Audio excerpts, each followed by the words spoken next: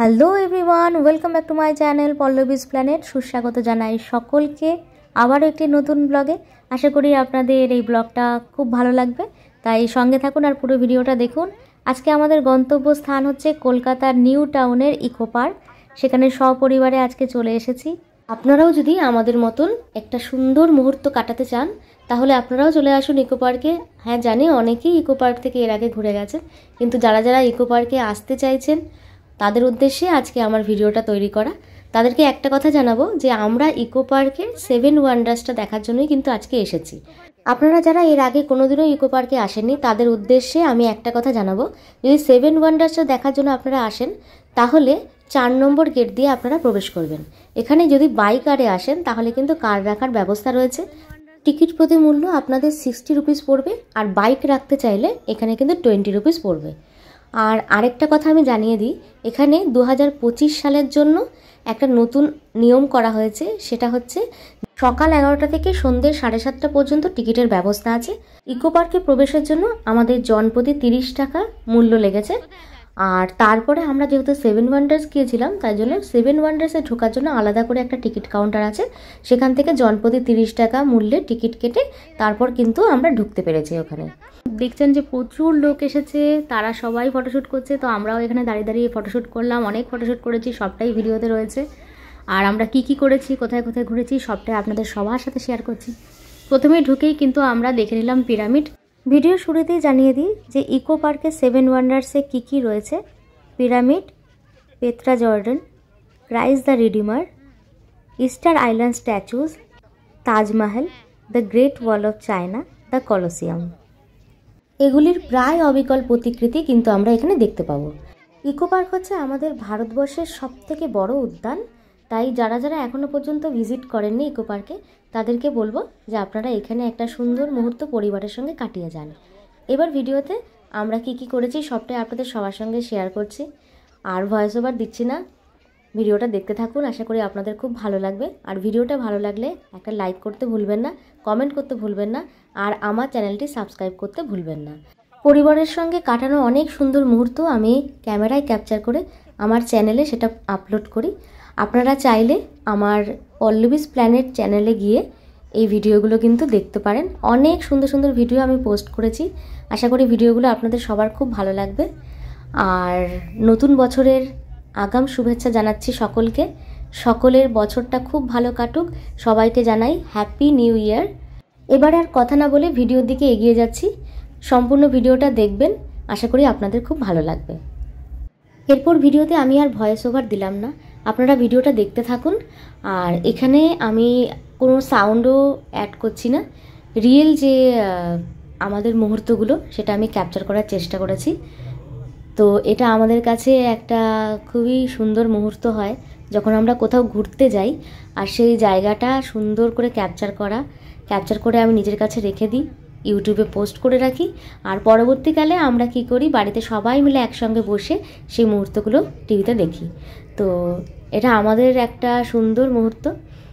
আর আপনারাও যদি এরকম সুন্দর মুহূর্ত পরিবারের সঙ্গে ক্যাপচার করতে চান তাহলে আপনারাও ভ্রমণ করুন, ভালো থাকুন, হ্যাপি থাকুন পরিবারের সঙ্গে, বন্ধুবান্ধবদের সঙ্গে, আর নতুন বছরটা খুব সুন্দরভাবে কাটান।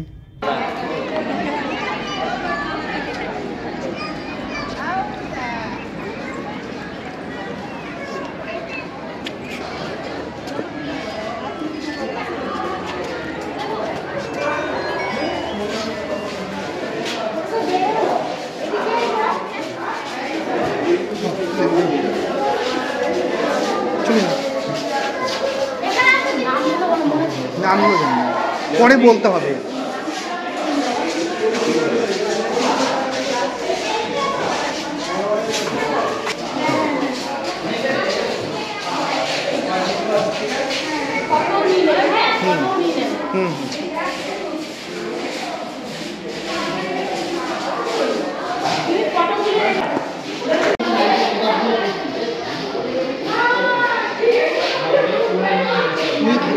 এই জায়গাটার নামটা বলো না একটু। পরে বলে দিও।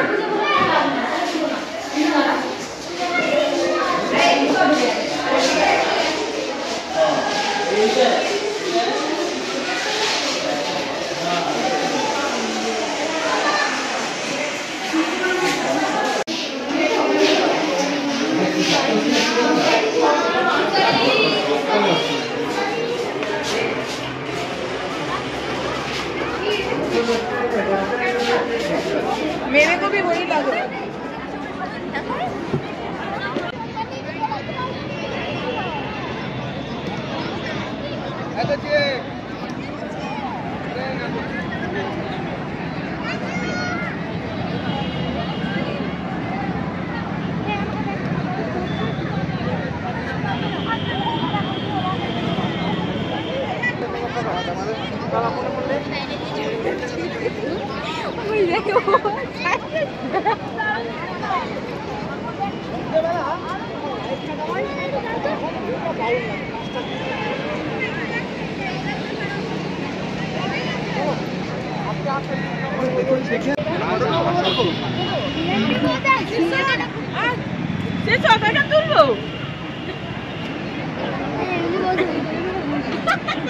সাইডে ইয়ে রয়েছে, লোহার এটা রয়েছে, আর একটু পিছিয়ে যা।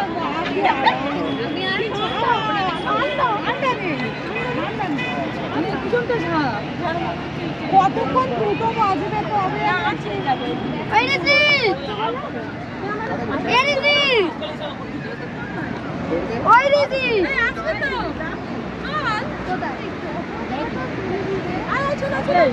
সবচেয়ে মুখটা লম্বা হলে এ দেখো বৌদি আমি মুখটা লম্বা হলে এইখানটা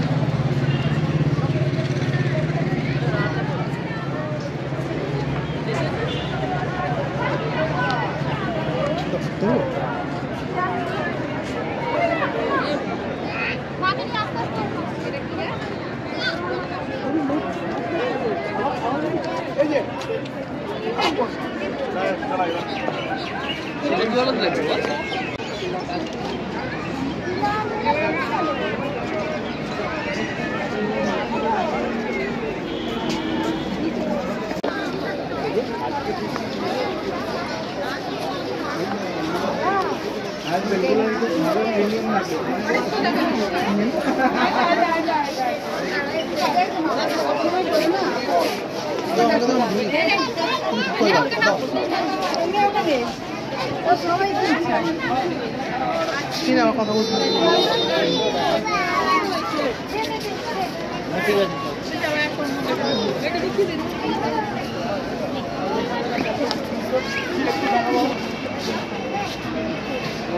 হাত পাইবেন না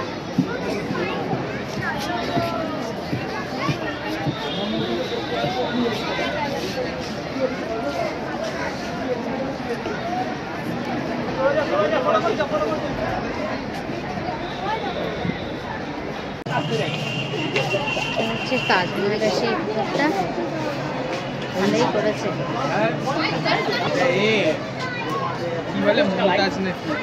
और राइट तो चलेगा बेटा, चलेगा वैसे चल बहुत दूर है उसमें, है ना चलेगा राइट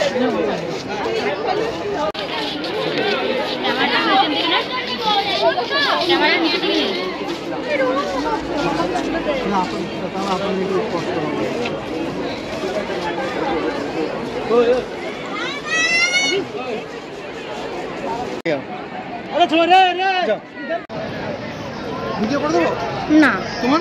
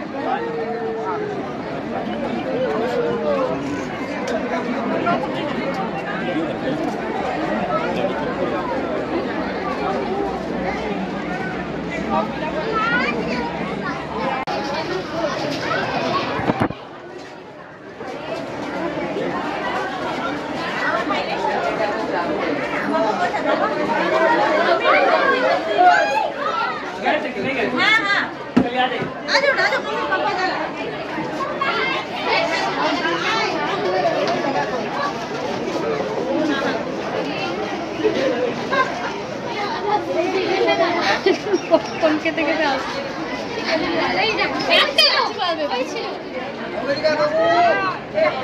পপকর্ন তোমার বাড়ি থেকে কেনা।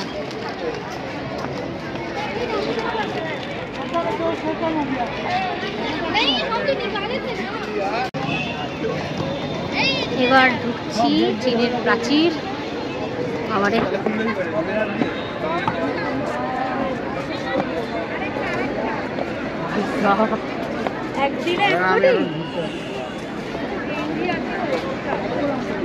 তো দাম আছে, আমাদের দাম মাছ ভাই ঠিক আছে, ঠিক আছে ভাই।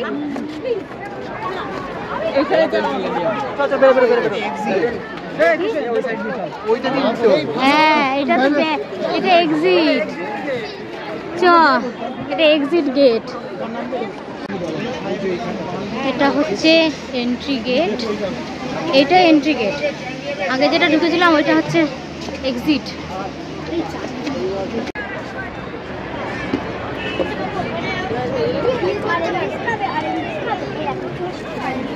সাবধানে বসবি। ব্যাক সাইড হচ্ছে চীনের প্রাচীর, এখানে বসে রেস্ট নেওয়া হচ্ছে।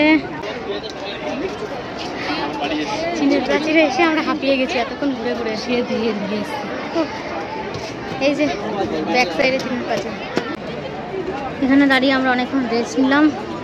এবার সামনে এগোবো, যাচ্ছি এগিয়ে।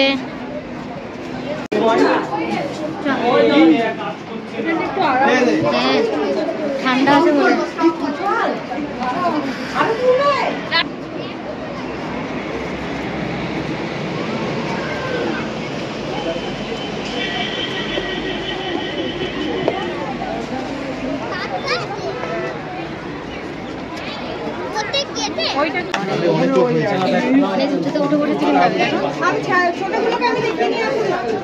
সেভেন ওয়ান্ডার্স দেখা সম্পূর্ণ কমপ্লিট করে তারপর ওখান থেকে আমরা বাইরে বেরিয়ে যাই এবং বাইরে বেরিয়েই একটি রেস্টুরেন্ট দেখতে পাই। সেই রেস্টুরেন্ট থেকে সেদিনের দুপুরের খাওয়া দাওয়াটা আমরা সেরে নিয়েছিলাম, আর তারপরে একটু বিশ্রাম নিয়ে আমরা বাকি কিছুটা কভার করেছি।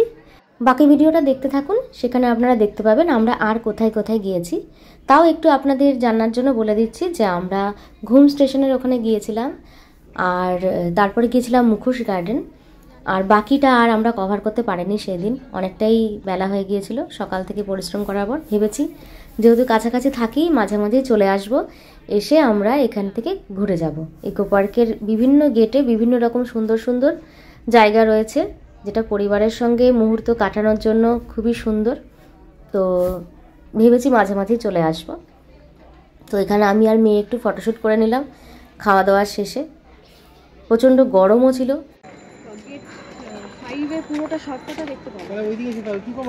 কোন দিকে যাবে? সোলার ডোমটা কি যাবে তুমি? তাহলে তাহলে ওইদিকে কি করবে? তাহলে ঘুম স্টেশনের দিকে চলো। এইদিকে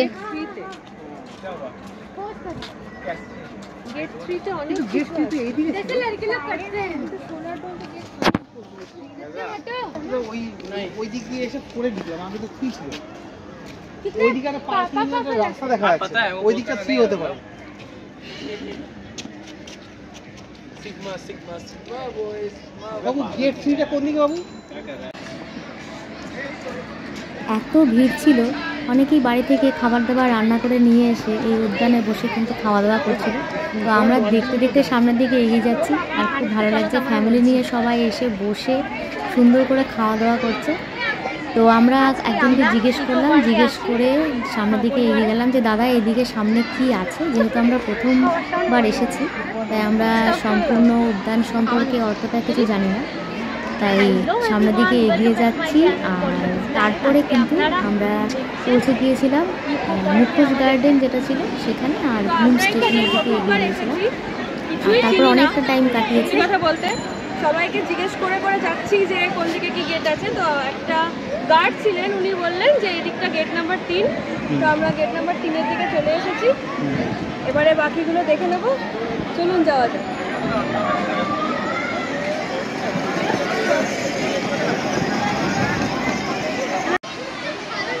এ দেখো ট্রি হাউস।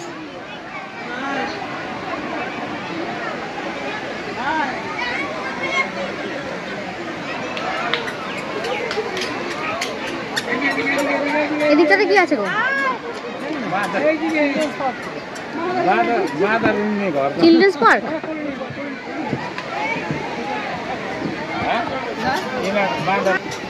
এতক্ষণ ভয়েস দিয়ে অনেক কথাই বলা হলো আপনাদের সঙ্গে। এবারে একটু রিয়েল সাউন্ডটা আমি রাখছি, আর ভিডিওটা শেষ পর্যন্ত দেখুন, আর কমেন্ট করে কিন্তু অবশ্যই জানাবে যে পুরো ভিডিওটা আপনাদের কেমন লাগলো।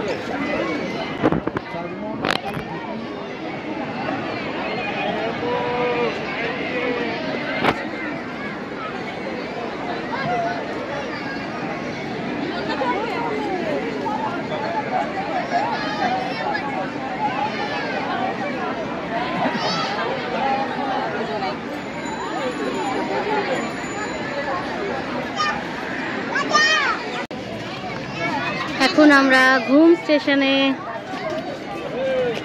পিছনে টয় ট্রেন।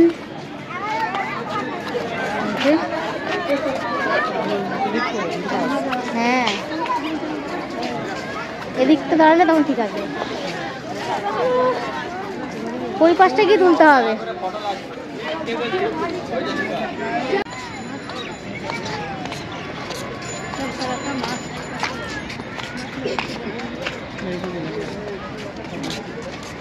এই জায়গাটার নাম কি বললো? Mask garden. বিভিন্ন রকম মাস্ক রয়েছে এখানে। তো কাছে দেখা যাচ্ছে।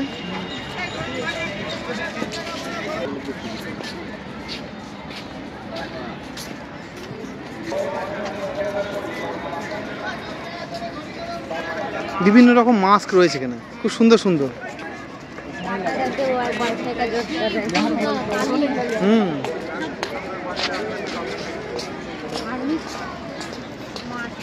ধার্মিক, পৌরাণিক।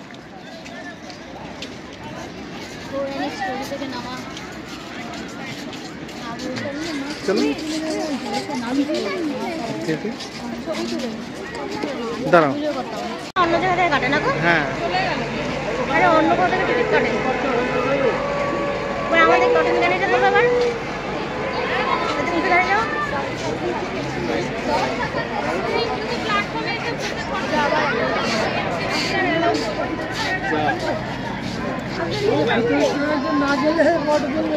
বুদ্ধিকে বাল। এটা হচ্ছে বাটারফ্লাই গার্ডেন, কিন্তু এখানে বাটারফ্লাই কোথায় আছে?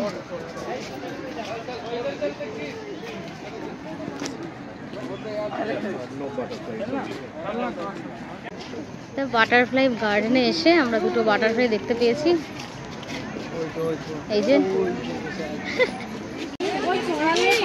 এই যে বাটারফ্লাই গার্ডেনে ঢুকে পড়েছি। এখানে মাত্র দুটোই দেখতে পেলাম।